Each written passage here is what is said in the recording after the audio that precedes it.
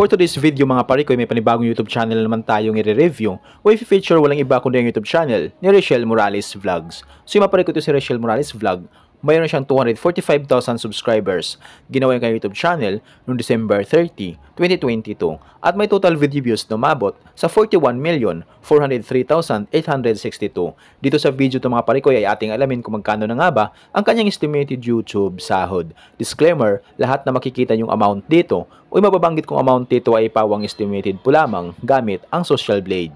Ang Social Blade ay isang public website na kahit sino ay pwedeng tumingin dito at maaari nyo rin makita ang lahat ng mga estimated YouTube sahod ng mga vloggers or content creator. So yung maparikoy, kung mayroon kayong iniidolong vlogger na gusto nyong malaman yung kanilang estimated YouTube sahod, paki-comment lamang sa comment section at gagawa natin ng itong klaseng ori ng video. So yun mga parikoy, ano pang hinintay natin, samahan nyo kung i-review natin ang status ng YouTube channel ni Langga Rachel Morales Vlogs.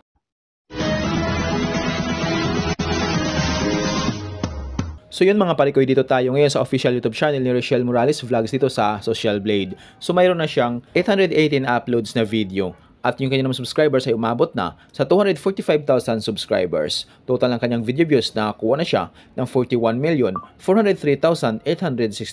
Country, Philippines. Channel type, people. Ginawa yung kanyang YouTube channel noong December 30, 2022. Nakakuha siya ng 1,000 subscribers, mababa ito ng 66.7% kumpara sa nakalipas na 30 days. At dito naman sa kanyang video views, nakakuha siya may 3 million, tumaas ito ng 3.2% kumpara sa nakalipas na 30 days. So yung maparikoy, dito naman tayo ngayon sa YouTube Stats Summary ni Rachel Morales Vlog simula noong December 5 hanggang December 18, 2024. Dito natin makikita yung mga nadagdag niyang subscribers, video views, at yung kanya naman estimated earnings. Yung titingnan natin dito mga parikoy ay yung kanyang daily average. So sa kanyang daily average, mayroon siyang $26 at yung highest naman ay umabot sa $414. So i-convert natin sa piso. Simula ipag-convert sa lowest na mayroon siyang $26 i-times natin sa 58 ay meron siyang 1,508 pesos na posibleng kitain sa loob ng isang araw.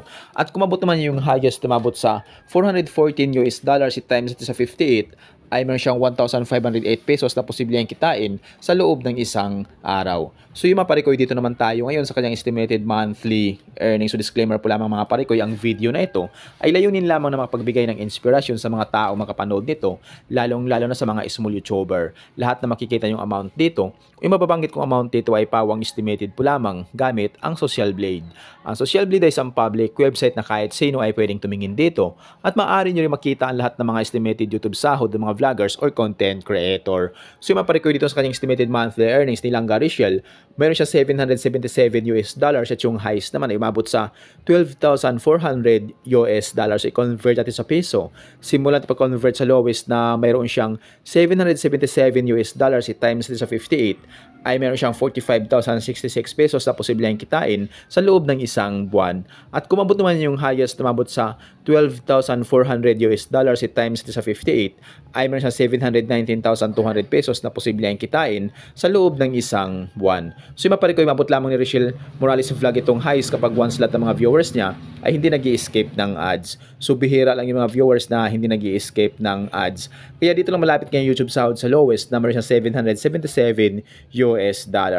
So ito $777 nakatumbas ng 45,066 pesos, so maaring doble lang ito or triple. So yan yung posibleng kitain ni Rachel Morales Vlog sa kanyang YouTube channel sa loob ng isang buwan. Pero maring magbabago pa ito mga parikoy, depende sa dami ng views na makukuha ni Rachel Morales Vlog. So dahil sa sahod ng mga vloggers or content creator, nakadepende sa dami ng views nila, sa dami ng subscribers. At laking tulong din yung mga viewers na hindi nag-i-escape ng ads. So kapag once na hindi po tayo nag-i-escape ng ads, medyo lalaki ang YouTube sahod ni Langga Rachel. Kaya tuloy-tuloy natin suportahan ito si Langga Rachel. So yung maparikoy, hanggang dito lang yung video natin. So kung mayroon kayong iniidolong vlogger na gusto nyong malaman yung kanilang estimated YouTube sahod, paki-comment lamang sa comment section at gagawa natin ng ganitong klaseng ori ng video. At kung nagustuhan nyo ang video itong mga parikoy, huwag niyo po sanang kalimutan mag-like, share at mag-subscribe sa munting channel na ito. Once again, this is Parikoy TV. Peace out.